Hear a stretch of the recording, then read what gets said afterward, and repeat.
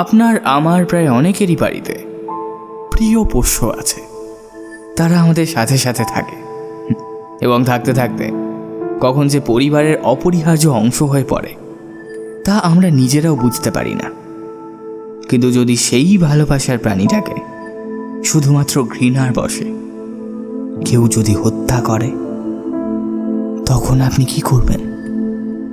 ক্ষমা করে দেবেন নাকি প্রতিশোধ নেবেন? আর সেই প্রতিশোধ যদি হয় কোনো অলৌকিক শক্তির দ্বারা?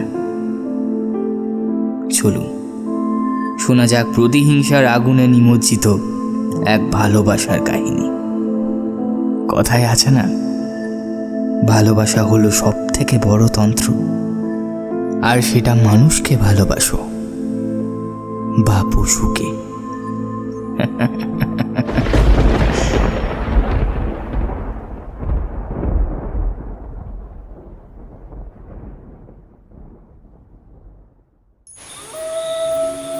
শীতের নির্ঝুম রাত, লোকবসতি থেকে বহু দূরে গভীর জঙ্গলের মধ্যে এক শীর্ণ নদী বয়ে চলেছে নিঃশব্দে।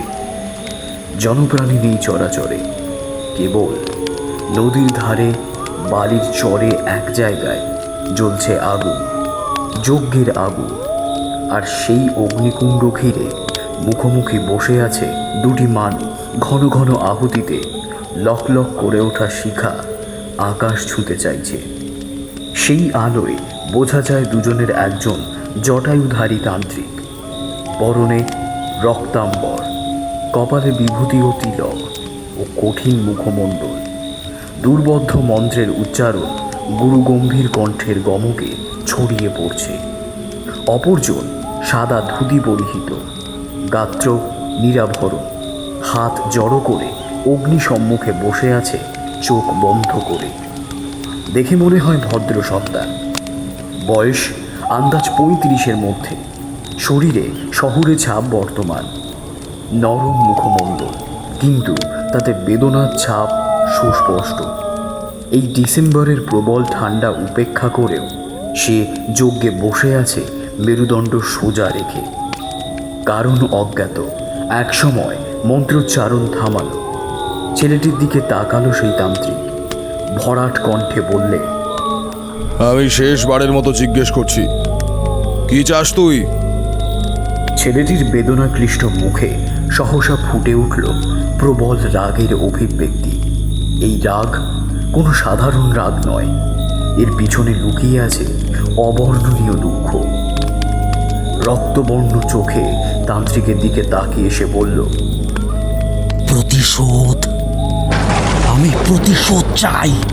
তারপর দৃঢ় প্রতিজ্ঞ কঠিন অভিব্যক্তি নিয়ে মুখ তুলে নক্ষত্র খচিত আকাশের পানে তাকিয়ে দাঁতে দাঁত চাপা স্বরে বলল, এই পাপ যারা করেছে তারাও একই রকম যন্ত্রণা ভোগ করবে। তান্ত্রিক যেন একটু নরম হলো, বললে, শোন রে বেটা, আমি জানি তোর সাথে অন্যায় হয়েছে।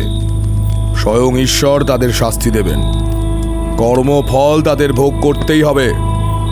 কিন্তু তুই যা চাইছিস তার পরিণতি অতি ভয়ানক। বিধির বিধানকে অগ্রাহ্য করলে তার ফল হয় মারাত্মক।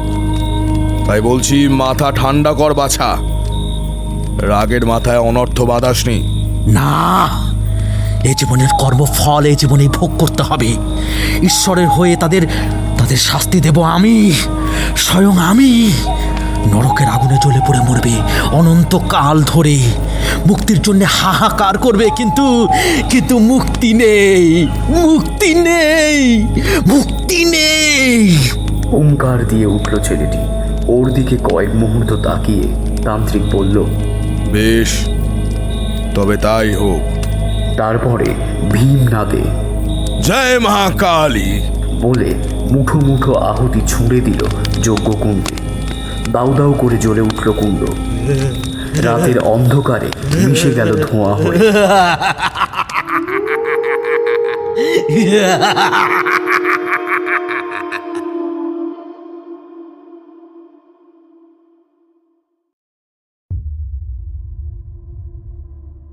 নমস্কার, অব্যক্ত অডিও স্টোরিজে আপনাদের সকলকে জানাই স্বাগত।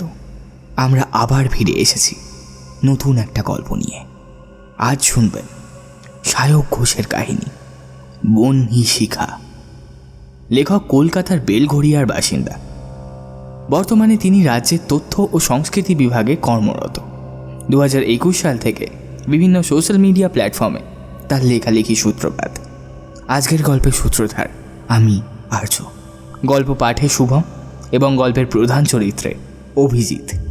আমাদের আজকের গল্পের বিশেষ অতিথি হরোস্কোপ অফিসিয়ালস থেকে ইভান সরকার। তাহলে শুরু হচ্ছে আমাদের আজকের উপস্থাপনা।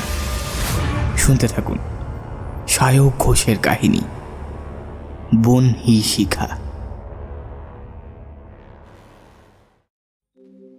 কলকাতা ও উত্তর 24 পরগনার মাঝামাঝি এক মফস্বলে এক সম্ভ্রান্ত এলাকায় জিতের বাড়ি। খুব বিত্তশালী না হলেও মোটামুটি সচ্ছল পরিবার। ওদের দোতলা বাড়িটি ছোটোর মধ্যে বেশ ছিমছাম। বাড়ির সামনে ওর মা অনেক যত্ন করে ছোট্ট বাগান করেছেন, বেশ লাগে দেখতে। জিতের বাবা এককালে সরকারি অফিসার ছিলেন, এখন রিটায়ার করেছেন। জিতও অল্প বয়সে পরীক্ষায় পাশ করে সরকারি চাকরি পেয়েছে, বছর 5 হলো। আসলে রিটায়ার হওয়ার পর জিতের বাবা একটু নিরিবিলিতে থাকবেন বলে খোঁজ খবর করে এই বাড়িটি কিনেছেন, বছর 3 হলো। বাবা ও মাকে নিয়েই জিতের সংসার। আর একজন জিতের বাড়িতে আছে, যাকে ছাড়া জিত বা ওর বাবা মার এক মুহূর্তও চলে না। সেটা হলো লুসি, একটা বিরাট বড় গোল্ডেন রিট্রিভার। ঝালরের মতো লোম, রোদ পড়লে চকচক করে ওঠে। জিত যেদিন ওকে বাড়িতে এনেছিল তখনও এক রত্তি ছিল। আজ প্রায় 3 বছর হয়ে গেল। লুসি এবারই সকলের নয়নের মণি। এমনকি তাদের বাড়িতে কাজ করতে আসা পৌঢ়া মহিলাটিও লুসিকে খুব ভালোবাসে। লুসিও ছিল খুব শান্ত স্বভাবে। তার উপস্থিতিতে বাড়ির মধ্যে সবসময় এক খুশির আবহ লেগে থাকত। দুঃখ কষ্ট যেন দরজা থেকেই বিদায় নিত। প্রত্যেক দিন ভোরবেলা মুখ চেটে জিতের ঘুম ভাঙাত সে। অফিস বেরোনোর আগে আর অফিস থেকে ফিরে নিয়ম করে জিত লুসিকে নিয়ে হাঁটতে বেরোতো। লুসি যখন রাজকীয় ভঙ্গিতে হেঁটে যেত, ওকে দেখে অনেকেই দাঁড়িয়ে পড়ে তারিফ করত, গায়ে হাতও বুলিয়ে দিত। ও কাউকেই কিছু বলতো না, কালো কালো মায়া ভরা চোখ দুটি তুলে তাকিয়ে থাকত। ও নিঃশব্দে লেজ নাড়াত। মানুষ বড় ভালোবাসত লুসি। সেই মানুষই তার কাল হলো। কয়েকজন প্রতিবেশী এসব সহ্য হলো না। কিছু মানুষ এই সমাজে থাকে যারা অন্যের সুখ শান্তি সহ্য করতে পারে না। এখানেও তাই হলো। অকারণে যেন তেন প্রকারেণ তারা জিতদের হেনস্থা করতে লাগলো। অতি শান্ত স্বভাবের হওয়া সত্ত্বেও তারা লুসিকে রাস্তায় দেখলে এমন অতি নাটকীয়ভাবে ভয় পাবার ভান করতে লাগলো যেন লুসি বুঝি কামড়েই দিতে গেছে। তাছাড়া বাঁকা বাঁকা মন্তব্য তো আছেই। ন্যাকামো ঢং দেখে আর বাঁচি না বাবু, আতিক্ষেতা যত সব। এই, তোমাদের কুকুরটাকে আমাদের সামনে আনবে না তো, খুব ভয় লাগে। এইসব তির্যক মন্তব্য কানে আসতে থাকে। জিত বুঝতেই পারে না এত নিরীহ একটা কুকুরকে দেখে কি করে কেউ ভয় পেতে পারে। আর যারা এইসব কথা বলছে তারা ছোট থেকে লুসিকে দেখেছে। লুসি এত জটিলতা বোঝে না। সে চেনা লোক দেখে আদর খাওয়ার জন্য লেজ নাড়িয়ে এগিয়ে যায়।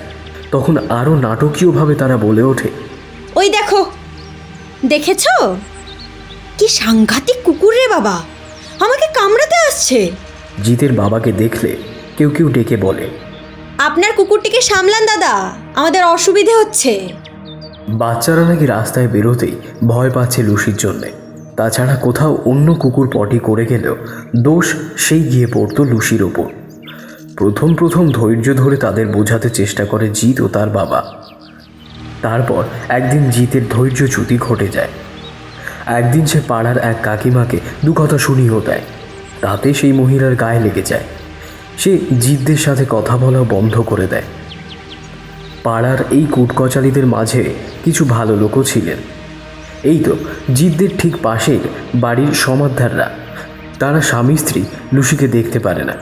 জিতদের খুব হিংসে করে, কিন্তু তাদের ক্লাস 5-এ পড়া ছেলে রুকু লুসিকে খুব ভালোবাসে। আগে সে প্রায়ই জিতদের বাড়ি আসতো লুসির সাথে খেলতে। এখন ওকে আসতে দেয় না, কিন্তু সুযোগ পেলেই লুকিয়ে এই বাড়িতে চলে আসে, লুসির সাথে খুব খেলে যায়। আসলে রুকুর দাদু সুকান্ত সমাদ্দার খুব ভালো মানুষ। দাদু নাতি দুজনকেই লুসিকে ভালোবাসে। তিনি জিতদের শুভাকাঙ্ক্ষী। রাস্তায় জিতের বাবার সাথে দেখা হলেই কুশল প্রশ্ন করে। এইভাবেই নরমে গরমে দিন কাটছিল ওদের। কিন্তু যারা ওদের হিংসে করত তারা তককে তককে রইল। গোপনে সুযোগ খুঁজতে থাকলো ওদের ক্ষতি করার। সুযোগ এসে গেল অস্বাভাবিকভাবেই। তখন শীতের মরশুম সবে শুরু হচ্ছে। জিতের বাবা বিশ্বম্বর বাবু ও মা সোমা দেবী ঠিক করলেন তারা দুজনে দুদিনের জন্য বোলপুর যাবেন। এই সময়টা ওখানকার পরিবেশ বড় মনোরম হয়। জিত সব ব্যবস্থা করে দিল। কথা ছিল জিত ছুটি নিয়ে সেই দুদিন বাড়িতেই থাকবে, কিন্তু শেষ মুহূর্তে অফিসে গুরুত্বপূর্ণ কাজ এসে পড়ায় তার ছুটি বাতিল করতে হলো। বিশ্বম্বর বাবু জিতকে বললেন, শোন জিতু, তোকে একটা কথা বলি, আমরা টিকিট ক্যান্সেল করে দিচ্ছি। তোর কাজ মিটলে আমরা পরে ঘুরে আসব। তাছাড়া লুসিকে তো আর বাড়িতে একা রাখা যায় না। জিত বলল, তোমরা নিশ্চিন্তে ঘুরে এসো, সীমা মাসি তো কাজে আসবেই, একটু বেশিক্ষণ থেকে যেতে বলবো। আর আমি তো আগেই বাড়ি ফিরে আসব, কোনো অসুবিধা হবে না। বিশ্বম্বর বাবু একটু চিন্তিত হয়েই বললেন, তাও একেবারে বাড়ি খালি রেখে যাওয়াটা, একে লুসির এই অবস্থা। আসলে বয়সের নিয়ম অনুযায়ী গুরুত্ব বুঝে লুসিকে ব্রিডিং করানোর জন্যে নিয়ে যাওয়া হয়েছিল। সেই অনুযায়ী লুসি 3 মাসের অন্তঃসত্ত্বা। জিত তাও বলল, এতদিন পর তোমরা কোথাও বেড়াতে যাবে বলে ঠিক করলে, আর মারও তো অনেকদিন কোথাও যাওয়া হয় না। তোমরা একদম চিন্তা করো না, আমি কাল সকালেই সীমা মাসির সাথে কথা বলছি। তাছাড়া আমি তো আছি, ওর দেখভালের কোনো ত্রুটি হবে না। অবশেষে কিছুটা রাজি হলেন বিশ্বম্বর বাবু। একদিন পর ওনারা গণদেবতা এক্সপ্রেস ধরে বোলপুর রওনা দিলেন। যাওয়ার আগে সোমা দেবী লুসিকে খুব আদর করলেন, প্রচুর খেলনা কিনে দেবার প্রতিশ্রুতিও দিয়ে গেলেন। লুসিও আদুরে ভঙ্গিতে লেজ নাড়তে নাড়তে দরজা অবধি এলো। গাড়িটা দৃষ্টির আড়ালে চলে যাবার পর ও মন খারাপ করে দরজার সামনে কিছুক্ষণ বসে থাকলো। তারপর ঘরে গিয়ে নিজের এক কোণে শুয়ে পড়ল চুপ করে। জিত স্নান সেরে রেডি হওয়ার আগেই কাজের মাসি এসে গেছিল। সেদিন লুসির দেখভালের জন্য কিছুক্ষণ বেশি থাকার কথা বলতেই সে এক পায়ে রাজি। সীমা মাসিও লুসিকে খুব ভালোবাসত। অফিস বেরোনোর আগে জিত মাসিকে বলে গেল, আমি চললাম মাসি, লুসিকে দেখো, আর কোনো অসুবিধা হলে আমায় ফোন করো, আমি তাড়াতাড়ি ফিরে আসবো। প্রথম দিনটা নির্বিঘ্নে কাটলেও জিতের অফিস থেকে ফিরতে একটু দেরি হয়ে গেছিল। বাড়ি ঢুকে ফ্রেশ হয়ে এলে মাসি চা জলখাবার নিয়ে আসতেই জিত জিজ্ঞেস করল, মাসি আজ কোনো অসুবিধা হয়নি তো? আজ একটু কাজ এসে গেছিলো বলে তাড়াতাড়ি বেরোতে পারিনি, কিন্তু কাল আমি ঠিক দুপুরের মধ্যে চলে আসবো, বুঝলে? মাসি বলল, না গো দাদা, কোনো অসুবিধা হয়নি। তবে লুসির মনে হয় একটু মন খারাপ করছিল, তাই সারাদিন চুপ করেই শুয়েছিল। আজ খাবারও একটু কম খেয়েছে। তবে এখন তুমি এসে গেছো তো, রাতে দেখবে পেট ভরে খাবার খাবে। বলে হাসতে লাগলো সীমা মাসি। জিতও হাসতে লাগলো। হঠাৎ কি যেন একটা মনে পড়ে যাওয়ায় মাসি বলল, জানো দাদা, আজ বেলার দিকে এই ধরো 12টা হবে, আমি তখন গেটের পাশে গাছের টবগুলো জল দিচ্ছিলাম। হঠাৎ করে দেখি ওই যে গো, তোমাদের উল্টো দিকের 3টে বাড়ি পরে থাকে ঘোষালরা, আরে ওই যে ঘোষালদের বুড়ো কাকাটা, লোকটা দেখি আমাদের বাড়ির সামনে ঘুর ঘুর করছে আর চোখে এদিকে উকি মারছে। আমি পাঁচিলের ঠিক নিচেই টবের সামনে ছিলাম বলে আমাকে প্রথমে দেখতে পাইনি জানো। আমার ভারী রাগ হয়ে গিয়েছিল। এ আবার কেমন তোর লোক? হ্যাঁ, ভর দুপুরে অন্যের বাড়ির দিকে উকি দিচ্ছে। আমি একটু গলা চড়িয়ে যেই বলেছি কাকে চাই, অমনি প্রথমে একটু ঘাবড়ে গিয়েছিল, তারপরে সামনে নিয়ে বলে, না, কাউকে জানি না তো, এমনি এই একটু হাঁটতে হাঁটতে এদিকে এসেছিলাম আর কি, তাই ভাবলুম একবার বিশ্বম্বর বাবুর সাথে কথা বলেই যাই। তা উনি আছেন নাকি বাড়িতে? এ কেমন প্রশ্ন বলো দেখি দাদা? দুপুর 12টার সময় হে হে করে লোকের বাড়ি গল্প করতে চলে এলি? কেমন যেন লোকটা, দেখলে একেবারে গা পিত্তি জ্বলে যায়। আমি বলে দিয়েছি ওনারা বোলপুর গিয়েছেন, 2 দিন পরে ফিরবেন, এখন বাড়িতে কেউ নেই, পরে আসবেন। এর মধ্যে আওয়াজ শুনে লুসি বাইরে বেরিয়ে এসেছিল।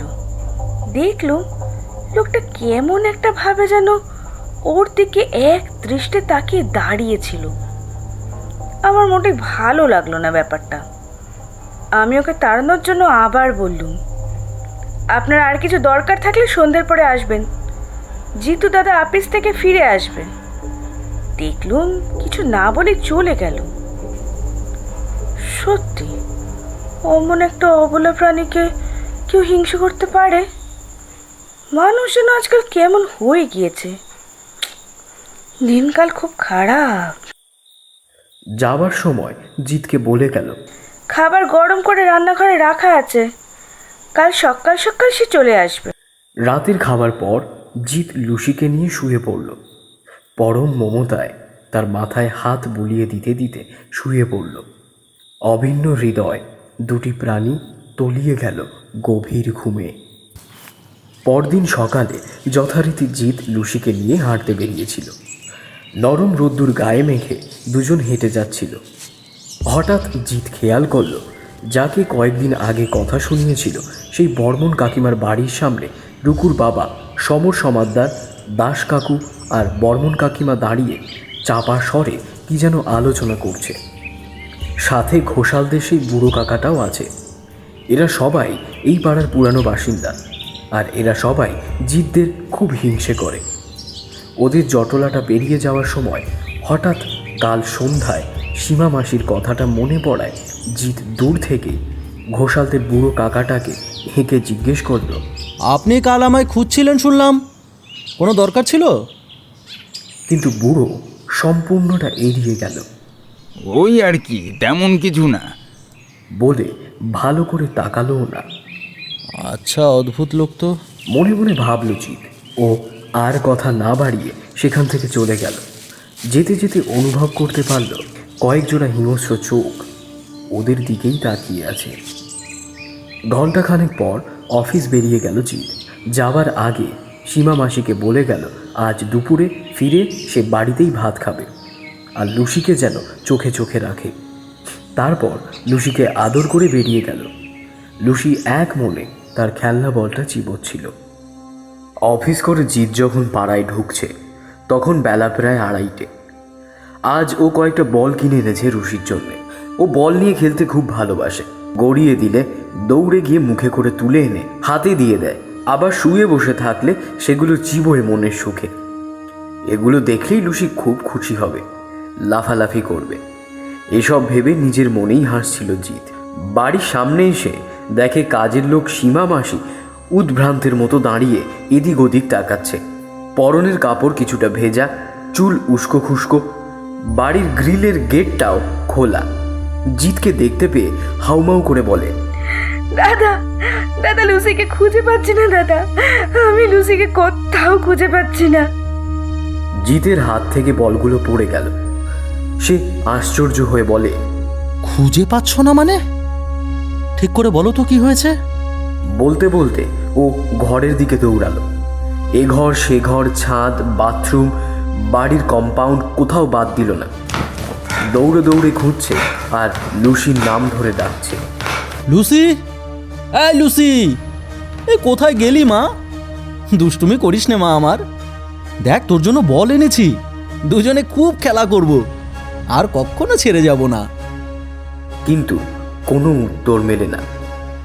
লুসি শূন্য বিছানা, খেলার চিবানো বলটা আধ খাওয়া খাবার থালায় পড়ে আছে। যেন খেতে খেতে এক্ষুনি উঠে গেছে। দরদর করে চোখ দিয়ে জল পড়তে থাকে জিতের। কিং কর্তব্য বিমূঢ় হয়ে মেঝেতে বসে পড়ে। পা দুটো যেন টলছে। নিজেকে সামলাতে চেষ্টা করে জিত। তার সামনে কাঁপতে কাঁপতে এসে দাঁড়ালো সীমা মাসি। সেও কাঁদছে তখন। সে বলল, আমি লুসিকে খেতে দিয়ে বাইরের ঘরে কাপড় কাচ্ছিলাম। কিছুক্ষণ পর উঠে এসে লুসিকে দেখতে গিয়ে দেখি ও নেই। সারা বাড়ি খুঁজলাম দাদা, ওকে কোথাও পেলাম না। তখনই নজরে পড়লো বাইরে গ্রিলের গেটটা, দেখি হাট করে খোলা। এইটা শোনার পর জিত মাথা তুলে তাকিয়ে বলল, খোলা কেন? তুমি বন্ধ করনি? করেছিলাম গো দাদা, করেছিলাম, কিন্তু কি করে যে এমন হলো সেটাই তো বুঝতে পারছি না। তারপরও বাইরে চলে গেছে ভেবে আমি সারা পাড়া দৌড়ে খুঁজে এলাম, কোথাও পেলাম না। এবার জিত ভয় পেল। লুসি তো এভাবে একা কখনো বাইরে বেরোয় না। তাহলে কি কেউ ওকে তুলে নিয়ে গেল? আর ভাবতে পারে না ও। খালি পায়ে ছুটল লুসিকে খুঁজতে। গেটের কাছে পাথর হয়ে দাঁড়িয়ে রইল সীমা মাসি। প্রায় 1 ঘন্টা হলো জিত খুঁজতে বেরিয়েছে, কিন্তু লুসির কোনো পাত্তাই নেই। প্রত্যেকবার ওর নাম ধরে ডাকার পর যেন মনে হচ্ছে এই বুঝি কোথাও থেকে বেরিয়ে আসবে, কিন্তু আশা ব্যর্থ হয়ে যাচ্ছে বারবার। শীতের দুপুর, কেউ কোথাও নেই। সবাই জানলা এঁটে ঘুমোচ্ছে। মরা রোদ্দুরে গাছগুলো উত্তরে হাওয়ায় দুলছে শনশন করে। ফাঁকা রাস্তায় দাঁড়িয়ে জিত দ্রুত ভাবতে লাগলো কোথায় কোথায় আর খোঁজা যায়। তাদের পাড়ার পেছনের দিকটায় একটা জঙ্গল আছে, কোনো এক পরিত্যক্ত কারখানার জমি। সেদিকটায় কি একবার খুঁজে দেখবে? যদি লুসি ওদিকে চলে যায়, একবার শেষ চেষ্টা করে দেখা যাক, না হলে পুলিশে খবর দেবে। আজকাল দেশে পশু সুরক্ষা নিয়ে আইনের খুব কড়াকড়ি হয়েছে। মিসিং ডায়েরি করালে যদি লাভ হয়, থানার বড়বাবুর সাথে জিতের বাবার ভালো আলাপ আছে, তিনি যদি কিছু ব্যবস্থা করতে পারেন। এসব ভাবতে ভাবতে জিত জঙ্গলের দিকে অগ্রসর হলো। কিছুক্ষণ এলোমেলোভাবে খোঁজাখুঁজির পর একটা অদ্ভুত জিনিস তার নজরে এলো। দেখল সামনে একটু দূরে ঝোপের আড়ালে একটা বস্তা পড়ে আছে। মুখটা বাঁধা, কিন্তু সেই বস্তা থেকে বেরিয়ে আসছে টাটকা রক্তের ধারা। সামনের একটা জায়গা রক্তে ভিজে গেছে। জিতের বুকটা ধক করে উঠল। একটা অজানা আশঙ্কায় তার হাত পা ঠান্ডা হয়ে আসতে লাগলো, কিন্তু কৌতূহল বড় বিষম বস্তু। মনে জোর এনে সে বস্তার কাছে এসে দাঁড়ালো। শিহরণ খেলে গেল শরীর জুড়ে। কোনো রকমে সে বস্তাটা খুলতেই সেটা থেকে বের হয়ে এলো লুসির দেহ। বাঁশ দিয়ে যেমন তুলোয় পেটায়, সেভাবে কেউ নির্মমভাবে পিটিয়ে থেতলে দিয়েছে লুসির সমস্ত দেহটা। সোনালি লোমগুলো কালো হয়ে গেছে। লুসির অত বড় শরীরটা একটা মাংসর তালের মতো পড়ে আছে। মাথা, চোখ, নাক, মুখ বলে আর কিছুই অবশিষ্ট নেই। একটু দূরে কয়েকটা বড় সড়ো মোটা রক্তমাখা বাঁশ পড়ে আছে। মানুষ যখন শয্যাতীত শোক পায়, তখন নির্বাক হয়ে যায়। এখানেও তাই হলো। জিত শূন্য চোখে পাথরের মতো বসে রইল লুসির মৃতদেহর দিকে তাকিয়ে। সেই ঘটনার পর 3 দিন কেটে গেছে। লুসি চলে গেছে অনেক দূর। পড়ে রয়েছে তার শূন্য বিছানা, খেলনা, একরাশ স্মৃতি আর শোকস্তব্ধ কটি মানুষ। দুঃসংবাদটা পেয়েই বিশ্বম্বর বাবু ও সোমাদেবী সেদিন রাতেই চলে এসেছিল। সারা রাস্তা সোমাদেবী কাঁদতে কাঁদতে এসেছেন। বিশ্বম্বর বাবু শক্ত মানুষ, তারও চোখ ভিজেছে বারবার সবার আড়ালে। লুসি ছিল তাদের সন্তান সম। তার যে এমন দিন দেখতে হবে সেটা কল্পনারও অতীত। আর জিত, সে নির্বাক। প্রচণ্ড শোক পেয়ে তার এই অবস্থা। প্রিয়জনকে হারিয়ে মানুষের নির্মমতা দেখে সে বাকরুদ্ধ। চোখে কালি, মুখে না কামানো দাড়ি। সদা হাস্যময় ছেলেটা যেন কোথাও হারিয়ে গেছে। ওরা পুলিশে খবর দিয়েছিল, কিন্তু প্রমাণের অভাবে কাউকে ধরা সম্ভব হয়নি। বাড়িটা যেন খাঁ খাঁ করে। আনন্দমুখর এই বাড়িতে যেন গ্রহণ লেগেছে। একদিন সকালে রুকু আর রুকুর দাদু সুকান্ত সমাদ্দার ওদের বাড়ি এলেন। বিশ্বম্বর বাবু আর সোমাদেবীর সাথে রুকুর দাদু কথা বলতে বসলেন। এই সুযোগে রুকু গুটি গুটি পায়ে এসে ঢুকলো জিতের ঘরে। ও সেদিনের পর ও আর অফিস যায়নি। সেই ভয়াবহ দৃশ্য এখনও তার চোখে ভাসে। ঘুমিয়ে পড়লে লুসি এসেছে ভেবে ধরফর করে ওঠে, ঘর থেকে বেরোয় না। রুকু এসে জিতের পাশে বসলো, একটু ইতস্তত করে চুপি চুপি বলল, কাকা, আমি না জানি কারা লুসিকে নিয়ে গেছিল। জিত এতক্ষণ জানলা দিয়ে বাইরে উদাসভাবে তাকিয়েছিল। এই কথাটা শুনে তার সম্বিত ফিরল, ভ্রু কুঁচকে উঠল তার।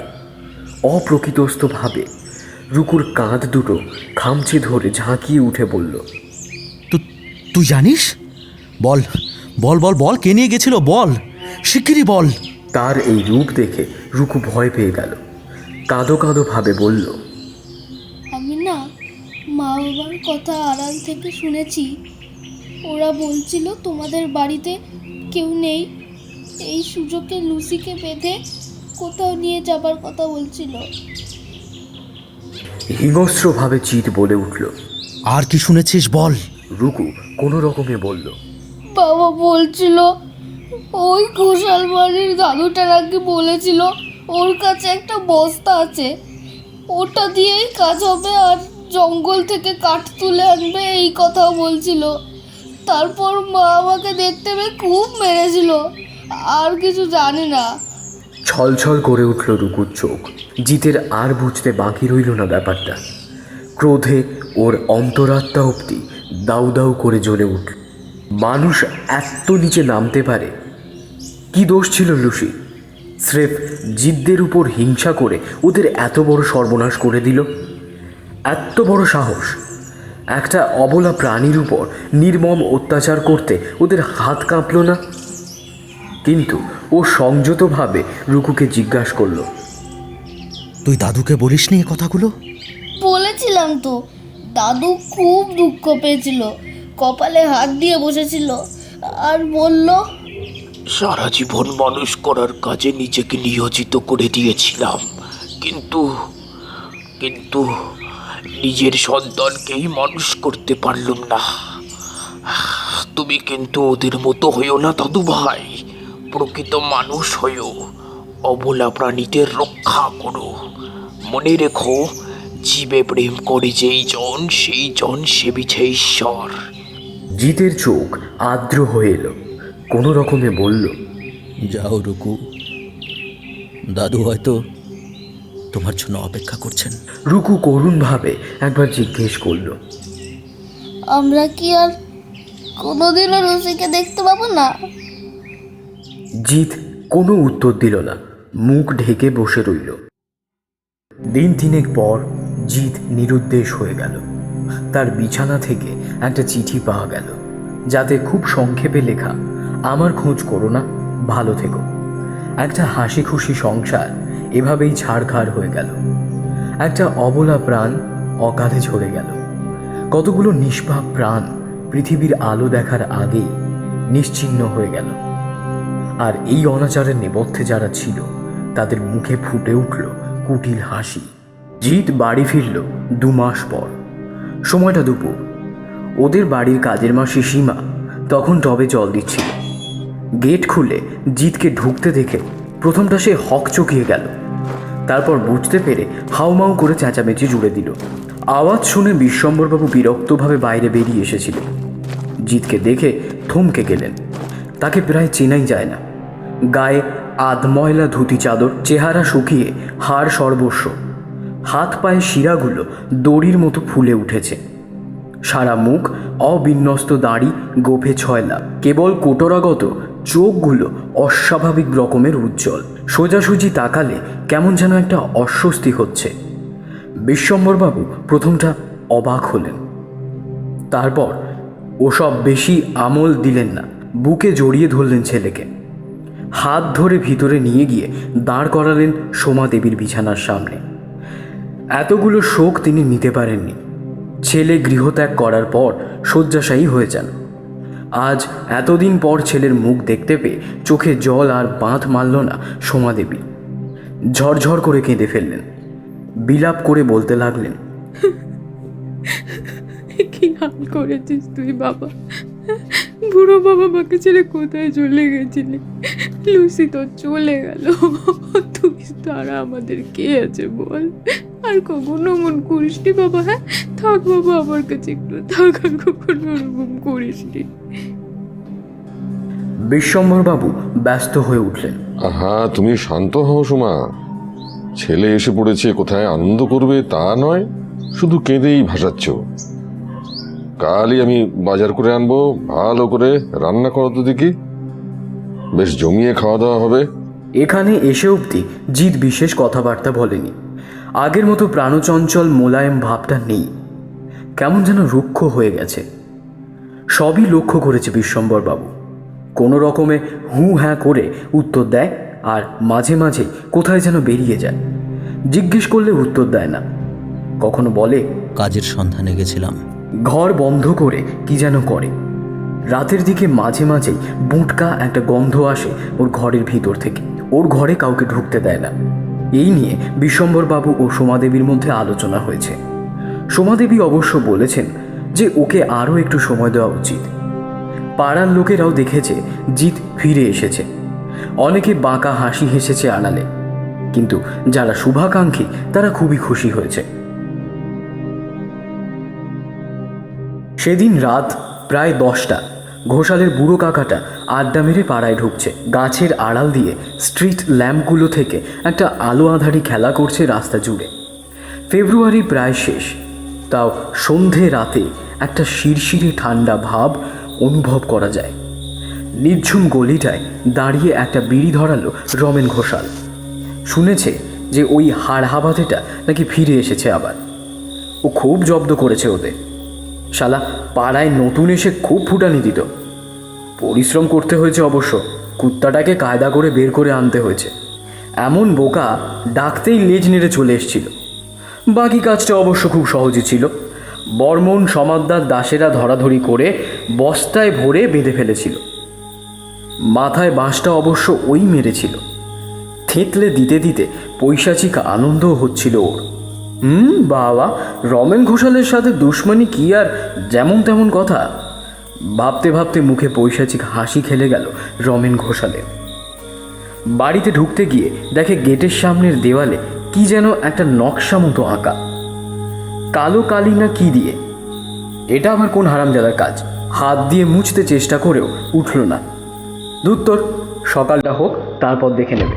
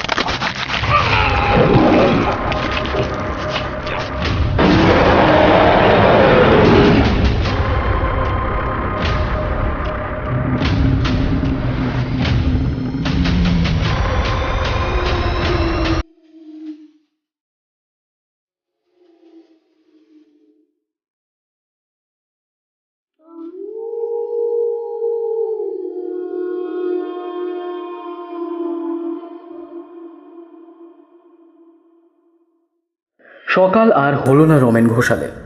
ঘর থেকে মৃতদেহ পাওয়া গেল তার। মুন্ডু ধর থেকে বিচ্ছিন্ন।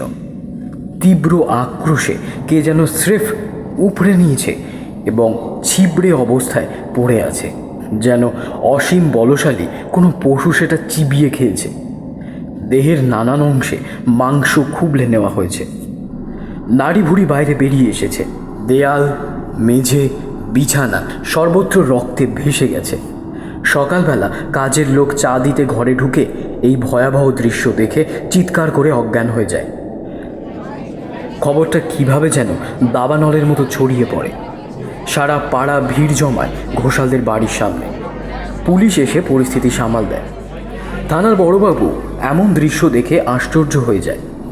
এত বছরের চাকরি জীবনে এমন ব্রুটাল মার্ডার তিনি দেখেননি। বাইরে থেকে কোনো চোর ডাকাত ঢোকারও চিহ্ন পাওয়া যায়নি। শেষমেশ বাড়ি শুদ্ধ সবাইকে খুনের সন্দেহে গ্রেপ্তার করে থানায় নিয়ে যায়। এমন ঘটনায় এলাকায় শোরগোল পড়ে যায়। গেটের পাঁচিলের সেই নকশাটা ভোজবাজির মতো মিলিয়ে গেছে। কেউ জানতেই পারল না এই নিরস্তর মফস্বল এলাকায় এমন নৃশংস হত্যা আগে কখনো দেখা যায়নি। ব্যাপারটা লোকজনের চর্চার বিষয় হয়ে উঠল। চায়ের দোকানে, পাড়ার আড্ডায়, সব জায়গায় এই নিয়েই আলোচনা। পাশে জঙ্গল থাকলেও এ তল্লাটে বাঘ ভাল্লুক কোশমিনকালও দেখা যায়নি। তাহলে কি করে এমনটা হলো? কেউ কেউ বলল সম্পত্তি নিয়ে বিবাদের জেরেই হয়তো খুন হয়েছে রমেন ঘোষাল। জিতের বাড়িতেও এই নিয়ে আলোচনা চলল। কেউ খেয়াল করল না জিতের মুখে কুটিল হাসি ফুটে উঠল।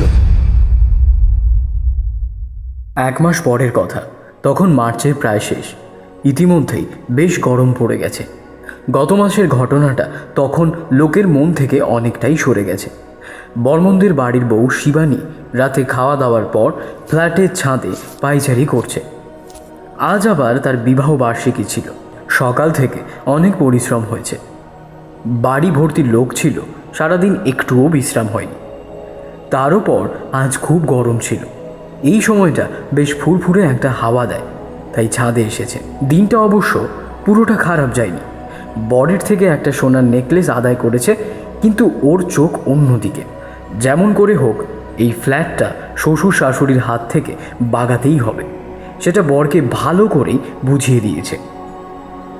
কথা দিয়েছে অবশ্য সামনের বছরের মধ্যেই কাজ হাসিল করতে, কিন্তু ব্যাপারটা অত সহজ হবে না। একবার ফ্ল্যাটটা ওদের নামে হয়ে যাক, তারপর বুড়ো বুড়িকে লাথি মেরে তাড়াবেও। মুখে একটা কুটিল হাসি ফুটে উঠল। হঠাৎ চোখে পড়ল তাদের পাঁচিলের গায়ে একটা অদ্ভুত নকশা। কালো কালি জাতীয় কিছু দিয়ে ষড়ভুজের মতো কি যেন একটা আঁকা।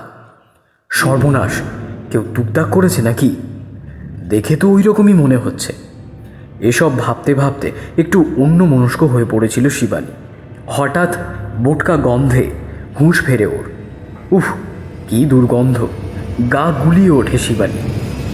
কোথা থেকে আসছে গন্ধটা? কিছু পচেছে নাকি আশপাশে?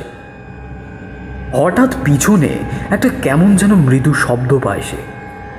ছাদের যেদিক থেকে আওয়াজটা আসলো সেটা ফ্ল্যাটের পিছনের দিক। ফ্ল্যাটের বাউন্ডারি শেষ হলে সেই পরিত্যক্ত কারখানার জঙ্গল শুরু। শিবানী ঘাড় ঘুরিয়ে তাকিয়ে দেখে অন্ধকারে দুটো চোখ জ্বলছে। গা শিরশির করে উঠল ওর। কি ওটা? অন্ধকারে চোখ শুয়ে যাওয়াতে দেখতে পেল একটা বিরাট বড় জন্তুর মতো কিছু একটা কুঁজো হয়ে দাঁড়িয়ে আছে। দৃষ্টি শটান ওর দিকেই। বিস্ময় বোবা হয়ে গেল শিবানী। চোখের পলকে জন্তুটা সোজা হয়ে দাঁড়িয়ে এক লাফে ওর সামনে চলে এলো। শিবানী মুখের সামনেই প্রাণীটার মুখ। প্রবল আতঙ্কে শিবানী দেখল প্রাণীটার মুখটা যেন প্রাগৈতিহাসিক হিংস্র প্রাণীর মতো। ছুরির মতো ধারালো দাঁত দিয়ে ঝরঝর করে লালা পড়ছে। দু চোখে অবর্ণনীয় ক্রোধ, বন্দী শিখার ন্যায় ধকধক করে জ্বলছে। শিবানী বর্মনের মুখটা একটু ফাঁক হলো। হয়তো শেষ মুহূর্তে কিছু বলতে যাচ্ছিল, কিন্তু কোনো আওয়াজ বেরোনোর আগেই জন্তুটার বিরাট নখওয়ালা পাঞ্জা শিবানীর মুখের অর্ধেক অংশ উড়ে গিয়ে শিবানী বর্মনকে বিভৎস দেখাচ্ছিল। জিভটা গলার কাছে ঝুলে পড়ল, আর গলা থেকে ফিনকি দিয়ে রক্ত বেরিয়ে ভিজিয়ে দিল চত্বরটা।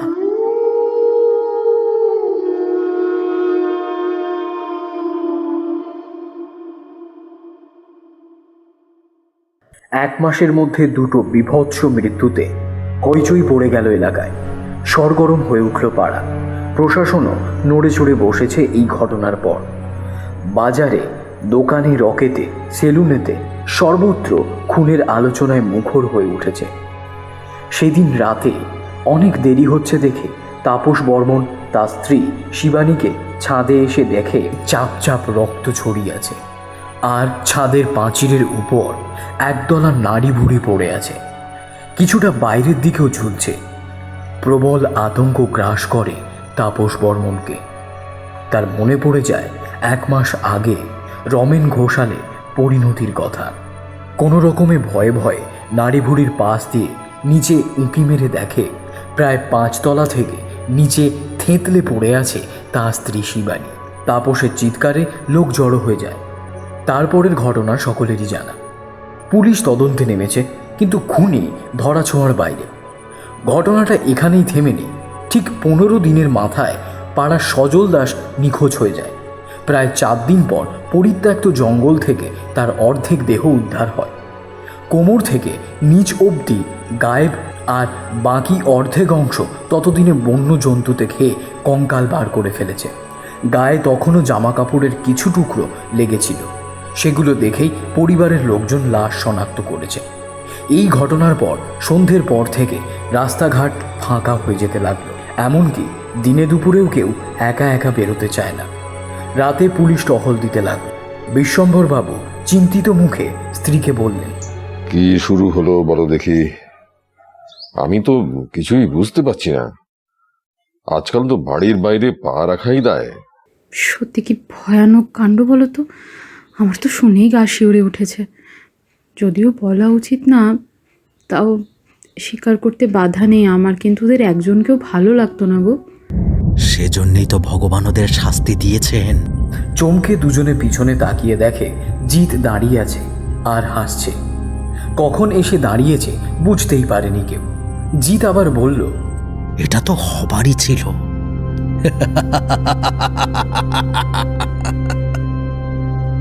যেমন কর্ম করেছে সুদে আসলে ঠিক তেমনই ফল পেয়েছে। খুব খুব খুব খুব খুব হিংসে করতে আমাদের, না?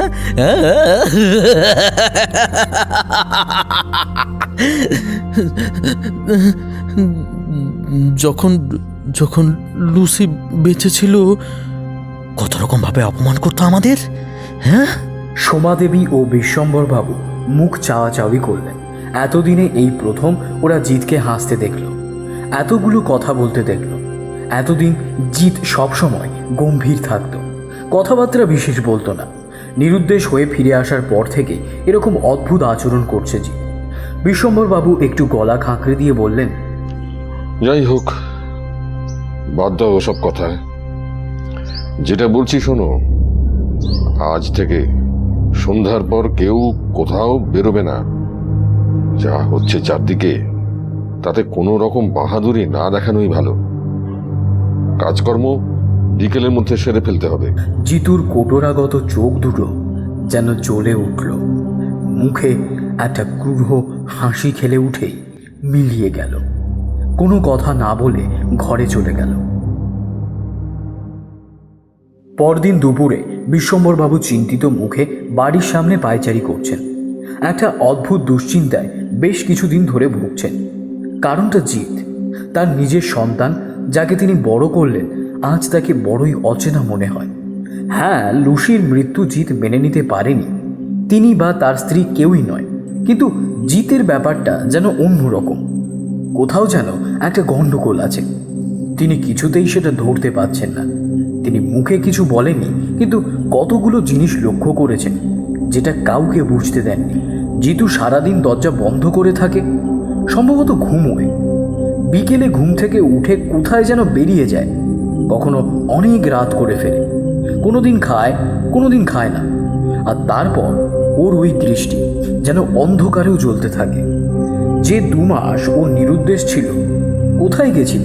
এই সব প্রশ্ন তাকে ভাবিয়ে তুলেছিল। এতক্ষণ অন্য মনস্ক ছিলেন। হঠাৎ দেখলেন সামনে এক ভীষণ দর্শন তান্ত্রিক দাঁড়িয়ে আছে, বাড়ির দিকে দেখছে। আশ্চর্য, এ আবার কি? কখন এলো? এতক্ষণ তো দাঁড়িয়ে আছে। সামনে দিয়ে বা পিছন থেকে এলে তো চোখে পড়ার কথা। বিশ্বম্ভরবাবু জিজ্ঞাসু দৃষ্টিতে তাকিয়ে সাধুটিকে বললেন, আপনি আপনি কাউকে খুঁজছেন? এই বাড়িতে কে থাকে? এটা আমার বাড়ি। কি দরকার বলুন? তোদের বাড়িতে কিছু মাস আগে কেউ মারা গিয়েছিল? আসলে আমার পোষা কুকুরটিকে কেউ, কিন্তু আপনি কি করে?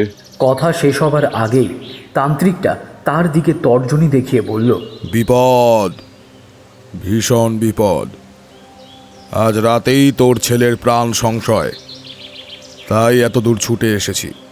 যদি ছেলেকে বাঁচাতে চাস তাহলে যা বলছি করে যা। মহাকালীর দয়ায় বেঁচে গেলেও যেতে পারে। বিশ্বম্ভরবাবু হাত জড়ো করে বললেন, এসব আপনি কি বলছেন বাবা? ও তো কারো ক্ষতি করেনি, তাহলে কে ওকে মারতে চাইবে? ও নিজেই। বুক কেঁপে উঠল বিশ্বম্ভরবাবু। এ তিনি কি শুনছেন? কিছুই তিনি বুঝতে পারলেন না। তান্ত্রিক বলে চলল, এই বাড়িটা অপশক্তির কালো চাদরে ঘিরে রেখেছে, তুই বুঝতে পারবি না, কিন্তু আমি পারছি। বেশি সময় নেই হাতে, যা করার এখনই করতে হবে। কি করতে হবে আমাকে বলুন, যা বলবেন করব, শুধু আমার ছেলেকে বাঁচান বাবা। তান্ত্রিক বললে, কুকুরটাকে কোথায় গড় দিয়েছিস? আমাকে সেখানে নিয়ে চল, কাজ আছে। দরজা বন্ধ করে গোপন ক্রিয়া করছিল জিৎ। তার সামনে ছড়িয়ে আছে নানা দ্রব্যাদি, যা গুহ্য তন্ত্রক্রিয়ায় কাজে লাগে। ঘুরে ঘুরে এসব সে সংগ্রহ করেছে। আজ গ্রহ নক্ষত্রের অবস্থানে বিশেষ যোগ আছে, সব কটাকে নিকেশ করেছে সে। বাকি আছে শুধু সমাদদার।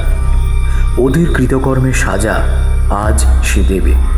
ওদের পাঁচিলের গায়ে নকশাটা এঁকে রেখে এসেছে ইতিমধ্যেই। এর মাধ্যমে পিশাচকে তার শিকার চিনিয়ে দেওয়া হয়। আজ কড়ায় গণ্ডায় প্রতিশোধের হিসেব সে নেবে। অপ্রকৃতস্থভাবে হেসে বলল জিৎ।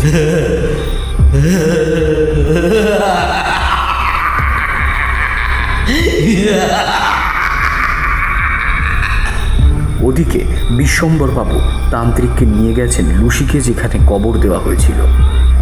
আঙুল দিয়ে জায়গাটা দেখাতেই তান্ত্রিক ঝোলা থেকে একটা শিশি বার করলো, তাতে কবর থেকে এক মুঠো মাটি তুলে নিয়ে ভরে নিল। তারপর আসন পেতে বসে একটা ধূপ, প্রদীপ আরও গুচ্ছ দ্রব্যাদি বের করে প্রায় 1 ঘন্টা ধরে জপ করল। তারপর সাবধানে শিশিটা ঝোলায় ঢুকিয়ে নিল। তারপর বলল, আমাদের এবার ফিরতে হবে, তাড়াতাড়ি চল, সময় পেরিয়ে যাচ্ছে। পাড়ায় ঢুকতে গিয়ে থমকে গেল ওরা। কোথাও কোনো আওয়াজ নেই, সারা পাড়া যেন ঘুমিয়ে পড়েছে, আর অদ্ভুত অন্ধকারে আচ্ছন্ন যেন মাঝরাত। বিশ্বম্ভরবাবু ঘড়িতে দেখলেন 8:30টায় ঘড়ি বন্ধ হয়ে গেছে। লুসির কবর থেকে বাড়ির দিকে আসছিল, তখনই 8:30 বাজছিল। তারপর প্রায় 1 ঘন্টা তো পেরিয়ে গেছে, আন্দাজ 9:30 বাজে। তান্ত্রিক শঙ্কিতভাবে বলে উঠল, সময় আসন্ন, মৃত্যু ছায়া গ্রাস করছে এখানে। তাড়াতাড়ি তোদের বাড়ি চল, তাড়াতাড়ি। কয়েক মিনিটেই বাড়ি ঢুকে পড়ল ওরা। দেখল জিৎ ঘরে নেই, সোমা দেবী নিজের ঘরে গভীর নিদ্রাচ্ছন্ন। তান্ত্রিক বললে, এই বাড়িতে কোনো ক্রিয়া হয়েছে, আগে সেটা কাটানো দরকার। বলে ঝোলা থেকে কিসের একটা 1 মুঠো গুঁড়ো বের করে চোখ বন্ধ করে মন্ত্র পড়ে তারপর ফুঁ দিয়ে উড়িয়ে দিলেন। আস্তে আস্তে ঘরের দম বন্ধ করা গুমোট ভাবটা কেটে হাওয়া চলাচল শুরু হলো। বিশ্বম্ভরবাবু বললেন, আমি বুঝতে পারছি না জিৎ কোথা থেকে এগুলো শিখলো। ও তো কোনোদিন এসবের সাথে জড়িত ছিল না। কিছু মাস আগে আমার সাথে ভাগ্যের ফেরে দেখা হয়। সব কিছুই ও বলেছিল ওর পোষা কুকুরটাকে কি নৃশংসভাবে মারা হয়েছিল। ওর অবস্থা দেখে আমার দয়া হয়। তখন এই গুহ্য বিদ্যার শিক্ষা ওকে দিয়েছিলাম। এর মাধ্যমে নরকের ভয়ঙ্কর হিংস্র এক অপশক্তিকে জাগানো হয়, যা রাক্ষস আর জানোয়ারের মাঝামাঝি। সে সাধকের ওপর ভর করে সাধকের শক্তি বহু গুণ বাড়িয়ে দেয়। তার না থাকে অনুভূতি, না থাকে ঠিক ভুল জ্ঞান, থাকবে শুধু আকণ্ঠ নৃশংস প্রতিশোধ স্পৃহা। সাধককে তার কাঙ্ক্ষিত প্রতিশোধ সে পাইয়ে দেবে, কিন্তু বদলে অনেক বড় মূল্য দিতে হয়। তাকে বশে না রাখতে পারলে সে সাধকের দেহ চিরকালের মতো অধিকার করে নিয়ে এই জগতে চলে আসবে। তখন তাকে হারানো প্রায় অসম্ভব।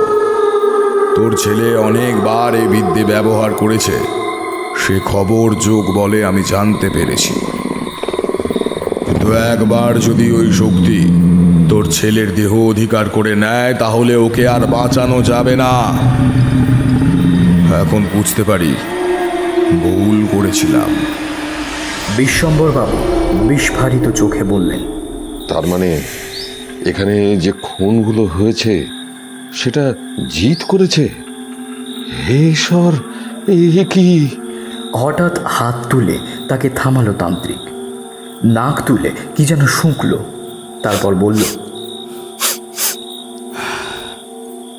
অন্তিম মুহূর্ত উপস্থিত। ওই শয়তান আবার এসেছে, ওর উপস্থিতি আমি টের পাচ্ছি। তোর গাত্র বন্ধন করে দিচ্ছি, কেউ ক্ষতি করতে পারবে না। বিশ্বম্বরবাবু হাত জোড়ো করে কাঁদো কাঁদো ভাবে বললেন, আমার ছেলেকে বাঁচিয়ে দিন ঠাকুর, আর কিচ্ছু চাই না। আমরা চেষ্টা করতে পারি, বাকি মা মহাকালীর ইচ্ছা। উত্তরে তান্ত্রিক শুধু বলল, সমাদদারদের বাড়ি ভয়ঙ্কর এক অমানিসায় ঘিরে রয়েছে। বাইরের জগৎ থেকে যেন সম্পূর্ণ বিচ্ছিন্ন অতিকায় প্রাণীটা দেয়াল ভেদ করে এসে সেখানে দাঁড়িয়েছে। সামনেই ঘুমিয়ে আছে রুকুর বাবা মা। লুসিকে মারার ষড়যন্ত্রে এরাও সামিল ছিল। কানে তালা লাগানো হুঙ্কার দিল প্রাণীটা। ঘুম ভেঙে ধর্মর করে উঠে বসল দুজনে। সামনে এই বিভৎস মূর্তি দেখে ভয়ে বিহব্বল হয়ে গেল ওরা। চিৎকার করার আগেই মুহূর্তে তীক্ষ্ণ নখযুক্ত একটা হাতে রুকুর বাবাকে তুলে প্রচণ্ড জোরে দেয়ালে আছড়ে ফেলল শয়তানটা। মর্মর করে হাড় ভাঙা শব্দ পাওয়া গেল। রুকুর মা তখন ইষ্টনাম জপ করছে।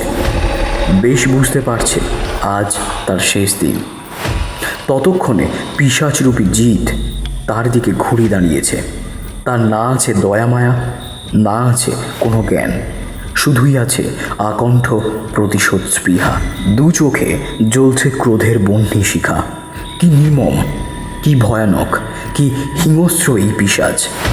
হাত জড়ো করে প্রাণ ভিক্ষা প্রার্থনা করতে লাগলো রুকুর মা। কিন্তু এই পিশাচের হাত থেকে নিস্তার নেই। চুলের মুঠি ধরে শূন্যে তুলে ধরল ওকে। চিৎকার করে প্রাণপণে ছটফট করতে লাগলো রুকুর মা। অপর হাতে নখ দিয়ে পেট চিরে ফেলল, হাতটা উদ্যত করলো পিশাচ। ঠিক এই সময় জিতের পিছন দিক থেকে দরজা দিয়ে ঘরে ঢুকে এলো চারটি মানুষ। জিতের বাবা বিশ্বম্বরবাবু, রুকুর দাদু, সুকান্ত সমাদ্দার, রুকু ও তান্ত্রিক স্বয়ং। ঘরে ঢুকেই তান্ত্রিক ঝোলা থেকে গুঁড়ো মতো কিছু বের করে ছুঁড়ে মারল পিশাচের পিঠে। মুহূর্তে যেন আগুন লেগে গেল পিশাচটার গায়ে। পচা গন্ধে ভরে উঠল ঘর। রুকুর মাকে ছেড়ে দিয়ে রক্ত জল করা হুঙ্কার দিল পিশাচরূপী জিত। আওয়াজে যেন কানে তালা লেগে গেল সবার। রুকুর মা অচৈতন্য অবস্থায় ধপ করে মাটিতে পড়ে গেলেন। রুকু ছুটে ওর মায়ের কাছে গিয়ে কাঁদতে লাগলো।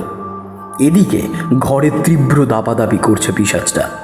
তান্ত্রিক বলল, তোরা ওকে ভালোবাসতিস, ও তোদের শ্রদ্ধা করত, ওর নাম ধরে ডাক। জিতের সত্তাটা এখনো ওর মধ্যে আছে, ওকে আওয়াজ দে, সেটা অনুসরণ করে ও ফিরে আসবে। এটাই অন্তিম সুযোগ, না হলে জিতকে চিরকালের মতো গ্রাস করে নেবে। ইশারা করতে জিতের বাবা বিশ্বম্বরবাবু ও রুকুর দাদু সুকান্ত সমাদ্দার জিতের নাম ধরে ডাকতে লাগলেন। জিত, তুই ফিরে আয় বাবা, অনেক হয়েছে, এবার ওদের ক্ষমা করে দে। রুকুর দাদু বলল, জিত, আমি মানছি তোমার ওপর, লুসির ওপর অন্যায় হয়েছে, তুমি তাদের শাস্তি দিয়েছ, কিন্তু সবচেয়ে শক্তিশালী হয় সে যে ক্ষমা করতে পারে। আমাদের কথা শোনো বাবা, ওদের ক্ষমা করে দাও। তান্ত্রিক আগেই সবার গাত্রবন্ধন করে ফেলেছিল যাতে বিপদ না ঘটে। এবার পিশাচ তারণ মন্ত্র পাঠ করতে লাগলো আর ঘুরে ঘুরে মুঠো মুঠো কিসের গুঁড়ো ছুঁড়তে লাগলো। ফলস্বরূপ পিশাচটা এক জায়গায় গণ্ডিবদ্ধ হয়ে আটকে গেল। তার দাপাদাপি কমলেও বশ করা সম্ভব হচ্ছে না, কারণ জিত এখনও প্রতিশোধ নিতে বদ্ধপরিকর। তান্ত্রিক বলতে শুরু করলো, শোন রে বেটা, তুই শান্ত হ, শান্ত হ। এতগুলো প্রতিশোধ তো নিয়েছিসই, এখনো তোর মন ভরেনি? হ্যাঁ, এই বাচ্চা ছেলেটার কথা ভাব। ও তোর কি ক্ষতি করেছিল? ওকে তুই অনাথ করে দিতে চাস? এটা অবিচার নয়? তোকে সাবধান করেছিলাম এই শক্তি প্রয়োগের ফল কতটা ভয়ঙ্কর হতে পারে, তুই শুনিসনি? কিছুটা নিস্তেজ হয়ে পড়ল পিশাচটা। বিশ্বম্বরবাবু এগিয়ে এলেন, নরম গলায় বললেন, জিৎ, ফিরে আয় বাবা। তোর মা, আমি তোর জন্য পথ চেয়ে আছি বাবা। তুই ছাড়া আর যে আমাদের কেউ নেই রে। বলতে বলতে কেঁদে ফেললেন তিনি। করুণ আওয়াজ বেরিয়ে এলো পিশাচটার গলা দিয়ে। রুকুর দাদু বললেন, জিৎ, আমি জানি আমার নিজের ছেলে বৌমা দোষী। তার শাস্তি ইতিমধ্যে তুমি ওদের দিয়েছ, কিন্তু আমি তোমাদের একজন শুভাকাঙ্ক্ষী। তোমাদের যা হারিয়েছে তা অপূরণীয় ক্ষতি। ওদের হয়ে আমি তোমাদের কাছে ক্ষমা চাইছি বাবা। মাফ করে দাও ওদের। রুকুর কথা একবার ভাবো, সে তো তোমার অনিষ্ট করেনি। এই সময় হঠাৎ রুকুর মা যন্ত্রণায় কাতরে উঠল। হয়তো জ্ঞান ফিরেছে তার। সেই আওয়াজ শুনে মুহূর্তে দুর্বলতা কাটিয়ে ঝটকা মেরে উঠে দাঁড়ালো পিশাচ। প্রবল হুঙ্কারে কেঁপে উঠল চারপাশ। সবাই অতর্কিত আক্রমণে ছিটকে পড়ল এদিক ওদিক। জিতের মধ্যে আর সেই সঙ্গে পুরানো প্রতিশোধ স্পৃহা আবার জেগে উঠেছে জিতের মধ্যে। আর সেই সঙ্গে পিশাচ জিতের সত্তাটা গ্রাস করতে লাগলো। রুকুর মায়ের দিকে সেটা এগিয়ে যাচ্ছিল। এমন সময় পথ রোধ করে দাঁড়ালো রুকু। জিতের অবশিষ্ট সত্তাটুকুর জন্য পিশাচটা থমকে দাঁড়িয়ে পড়ল। আর সেই মুহূর্তে শেষ অস্ত্র প্রয়োগ করল তান্ত্রিক। লুসির কবর থেকে আনা সেই মাটি শিশি থেকে বার করে ছুঁড়ে দিল অতিকায় পিশাচের দিকে। সঙ্গে সঙ্গে কি যেন একটা পরিবর্তন হয়ে গেল ঘরের মধ্যে। হঠাৎ হাওয়া বইতে লাগলো ঘরের মধ্যে। থমকে দাঁড়িয়ে পড়ল পিশাচটা। কি যেন শুঁকতে লাগলো বাতাসে। কোথা থেকে একদণ্ড নরম আলো এসে যেন পড়েছে ঘরের মধ্যে। স্তব্ধ হয়ে সবাই দেখল সেই আলোয় ধীর গতিতে হেঁটে যাচ্ছে লুসি। পিশাচটার সামনে গিয়ে সে থামল। তারপর একটা থাবা স্পর্শ করলো ঝুঁকে পড়া পিশাচটার পাঞ্জায়। মুহূর্তে একটা কালো ধোঁয়া ছিটকে ঝড়ের মতো দরজা কপাট খুলে ঘর থেকে বেরিয়ে বাইরে মিলিয়ে গেল। একটু আগে যেখানে পিশাচটা দাঁড়িয়েছিল তার হাতে একটা থাবা তুলে তখনও দাঁড়িয়ে আছে লুসি। তার মায়া ভরা চোখ দুটো দিয়ে অপলকভাবে তাকিয়ে আছে জিতের দিকে, যেন নীরবে কত কিছু বলছে। উপস্থিত সকলের চোখও ভিজে উঠেছে। কয়েক মুহূর্ত মাত্র, তারপর আস্তে আস্তে লুসি চিরকালের মতো মিলিয়ে গেল বাতাসে। জিতের চোখ দিয়ে দরদর করে জল পড়তে লাগলো। কান্নায় বুঝে আসা গলা দিয়ে কোনো রকমে সে বলল, আমি আমি আমি ক্ষমা করলাম।